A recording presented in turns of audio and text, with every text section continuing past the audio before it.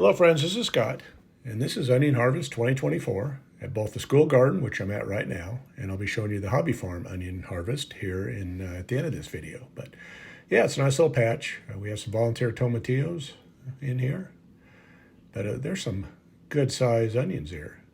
Now in Salt Lake City, my suburban backyard, I've got lots of shade. It's always, so I only have partial sun, and I've never grown onions this big. And I don't know what's special about this year at the school garden, because I've been growing onions for years here, and I've never grown them as large as these. So yeah, pretty excited to pick them and see how big they are. And here's three of the biggest ones. And I think these are personal bests. I don't think I've ever grown onions this large. So don't remember the variety. They might be Walla Wallas, I'm not sure.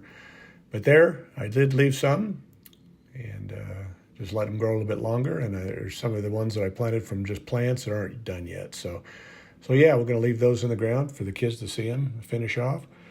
But that's the biggest thing that's a problem with the school garden, is that most of the produce is done during the summer when the kids are out of school. So I'm going to take these home, as you see here on my picnic table, and I'm going to dry all these off and get them cured. And then once we get back in school, I'm going to bring them back along with the garlic that I already harvested, and so the kids get a chance to see the fruits of their labor, because they planted these onions. And they're huge. These are the biggest ones I think I've ever grown. Now we're here at the hobby farm, and the chickens are out enjoying their new digs here. They've been here a couple weeks now, and they're really enjoying digging around in the dirt here. Now they're at the size, all the plants are mature, so they're really not going to hurt much. So they'll get in the brassicas a little bit, but not a big deal. But they don't touch the onions, so they're just dust bathing. So I should have picked these onions probably a week ago. They're all fallen over, and so let's take a look and get in here and see what we can do. Now I've been complaining about my back hurting from sitting on these Home Depot buckets, so I've got a new solution that I found over at the nursery.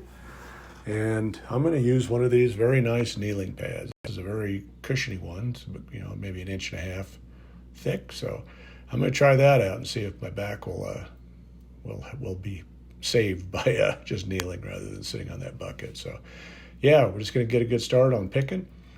Now the onions in this garden are not nearly as big as they are at the school garden, but there's some nice ones in here. So I think I'm pretty pleased with this harvest overall. But again, it's a lot of work. I planted lots of onions, and the ones that didn't seem to do anything are the white onions. I planted a patch of white onions, and they didn't do anything. So the red and the yellow storage onions seem to be doing well. But again, I don't know why the white were a different thing this year.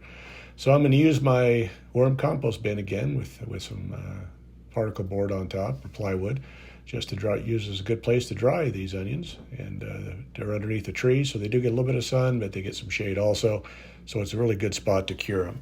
Again, I'm only down here for 3 or 4 days, so I'm going to leave them outside during that time, and then I'll be bringing them in the house, and I'll be showing you at the end of this video how they look on the kitchen table again. But yeah, just try to lay them out so they have a little bit of airspace, and so they start getting that curing process going.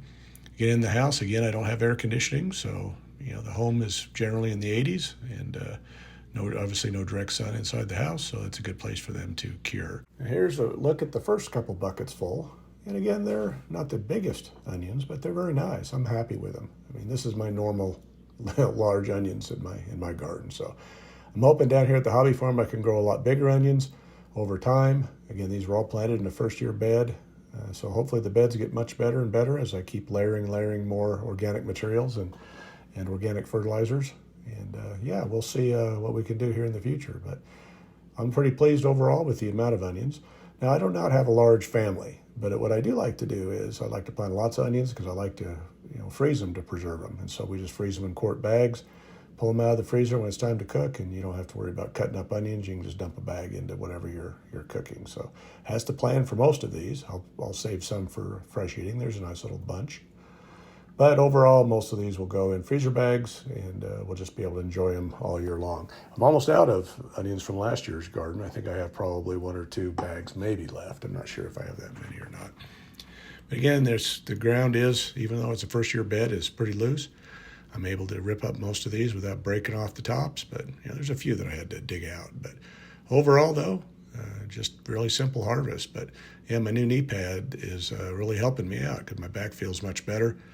And yeah, I think I can walk tomorrow because it's been a problem over the last little bit of time. I get a little tightness in the lower back, and it just really affects me after a little bit of work sitting on a bucket. So anyway, getting down to the last few. And as you notice here, there's a lot of these that have the flower stalks on them. So when you let the onions go to seed, this is what happens to them. They produce a seed head, and they produce a solid stalk that becomes very hard, and it greatly affects the bulb development because all the energy is going to reproduction. I've never really worried too much about it because a few onions go to seed and most of the crop does not. So, but yeah, these will not store, and the bulbs are very small. I'll give you a close-up look, but they're still good eating. So just eat them fresh, you know. But they are small. And you see how thick those stalks are. Regular onions, they just fall over the tops. So here's a look at an empty bed. And again, it's only July, middle of July, and this garden is already emptying out. I've also been eating broccoli out of the garden, so that's not going to last too much longer either. So yeah, but here we go. Here's a look at how many onions we picked, and there's a lot here. Again, they're not an ideal storage area, you know, or at least condition because they're all kind of piled on each other, but just going to leave them out for a few days, and then I'm going to take them in the house, and then I'll let them cure inside the residence for as long as it takes till they're ready. And then I'm going to create a little storage room for food in the basement, and we're going to store them in baskets in the basement or freeze them like I discussed earlier. So anyway, last step I'm going to do on this bed for today is I just got done mowing the yard, and I'm going to use grass clippings to try to suppress weeds and retain some moisture. Even though there's no plants in the ground to keep, you know, watered, I want the organic life to stay alive. So I want to keep watering this, keeping it moist, mulch it in so that all the good organic matter in the soil and the bugs and the critters continue to do their valuable work in creating fertility in the soil.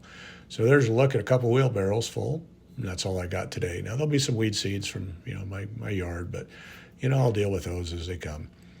But again, you got to cover the soil. You don't ever want to leave soil uncovered because all it does is bake the soil and it just becomes a weed fest.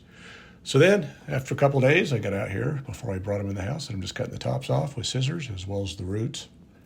Just want to make them as clean as possible. Now, these aren't nearly as muddy and messy as the garlic was, so not a big deal. Just took a little bit of time. But we got quite a few onions, as you see here. The red ones did pretty well, too. And again, the white were the only ones that didn't really do anything. I think I planted quite a few, and I only got like 3, and they weren't big. So I don't know what the deal is with the white onions. I really like the flavor of white onion, so I got to figure that out. But here's a look at what we harvested this year. And I had picked some of the bigger ones earlier in the season for fresh eating, but that's what I have for storage, whether I put them in the pantry or put them in the freezer. And here's where the garlic, I put it back on the table to continue drying. And so there's our complete harvest of root crops, at least for this year. Looking pretty good, and we should have plenty. Thanks for watching this video. If you like what you see, please hit that subscribe button, like, share, and comment, as I'd love to hear from you. Thank you.